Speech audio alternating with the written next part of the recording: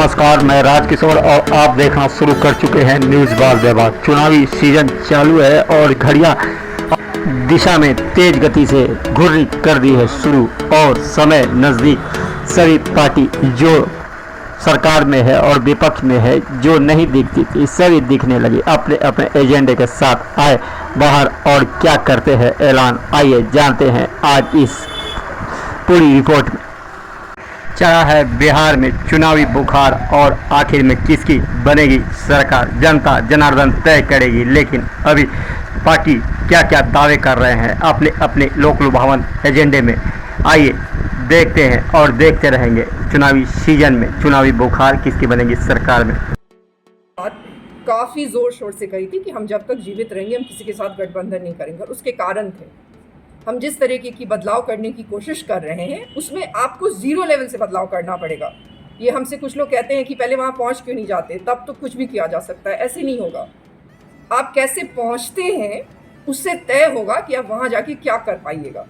लेकिन हमने ये वास्तविकता समझी है पिछले 5 वर्षों में कि ये सारी चीज़ों के साथ एक महत्वपूर्ण ये चीज़ भी है कि अभी देश की जो सच्चाई है वो गठबंधन की सच्चाई है। 243 सीट्स पे हम तैयारी कर रहे हैं, लेकिन अगर कोई विजन की बात करेगा, वो सारी बातें जो हमने अभी आपको कही, वाकई में किसी को अगर बिहार बदलने में कोई इंटरेस्ट होगा, विजन डॉक्यूमेंट बनाने की बात करेगा, कॉमन मिनिमम प्रोग्राम बनाने की बात करेगा, तो हम उनके साथ जाने की सोचेंगे। यही बात सच्चाई है। अब वो महागठबंधन हो या एनडीए हो, अभी तक ऐसा कुछ भी करता हुआ नजर नहीं आ रहा। कोई बीच में मैडम आपकी सवाल है, आप लोग भी जानते हैं कि हम कोई विधायक का सिर्फ चुनाव नहीं लड़ने में इंटरेस्टेड हैं, हम पूरे बिहार की रिस्पॉन्सिबिलिटी लेना चाहते हैं। उसका मतलब ये है कि 45,000 गांव हैं, 45,000 गांव हैं, तो अगर हम किसी एक गांव में होंगे तो दूसरे गांव में हमारी सक्रियता नहीं नजर आएगी, क्योंकि हमें हर जगह जाना है। हर करता वही है, तभी भी थे। और आपको ये याद होगा, हम दिलाना चाहेंगे कि 2021 में भी जब बाढ़ आया था भागलपुर में, तभी भी हम यहाँ थे। हमने ही बाढ़ का पहला दौरा किया था। हम लोगों के बीच में ही है। प्रश्न बाकी विधायकों से पूछने की ज़रूरत है, रिपोर्ट कार्ड लेने की ज़रूरत है। वजह से ये सारी दिक्कतें हैं। क्या चिराग पासवान जी अभी नया आज ही आए हैं उनके पास? और हमें दुख इस बात का होता है कि आप सोचिए कि किसी को इतनी आसानी से एमपी का पद मिल जाता है अपने पिता की वजह से। देश के जो सबसे बड़े व्यक्तित्व हैं माननीय प्रधानमंत्री जी नरेंद्र मोदी जी, उनकी वजह से, और आप कुछ नहीं करते। आप बिहार को क्या नंबर 1 बनाएंगे? आप क्या अपनी कंस्टिट्यूएंसी को आज तक नंबर 1 बनाए हैं? आप रिपोर्ट कार्ड दीजिए।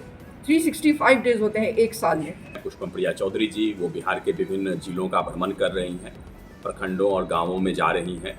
उसी क्रम में कल भागलपुर आई हैं और कल भागलपुर के कई विधानसभा क्षेत्रों का उन्होंने दौरा किया है, जैसे गोपाल क्षेत्रों का, भागलपुर विधानसभा, नाथनगर इत्यादि का दौरा होने वाला है।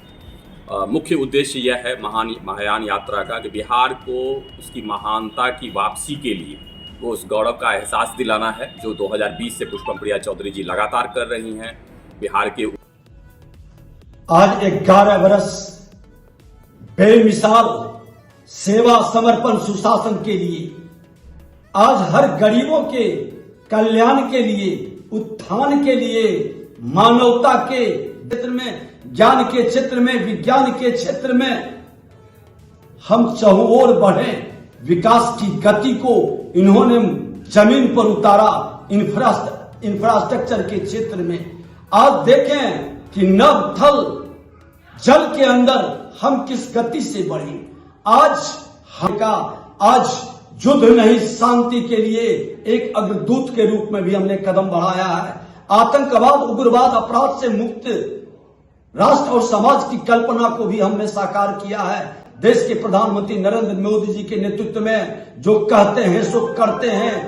राजनीति में जनता के मन के अंदर विश्वास को पैदा किया है, लोकतंत्र की गरिमा को बढ़ाया है। ये भारत विकसित भारत का एक मजबूत नींव रखकर हर भारतीयों के दिल में मजबूत विकसित भारत बनाने के संकल्प को साकार कर रहा।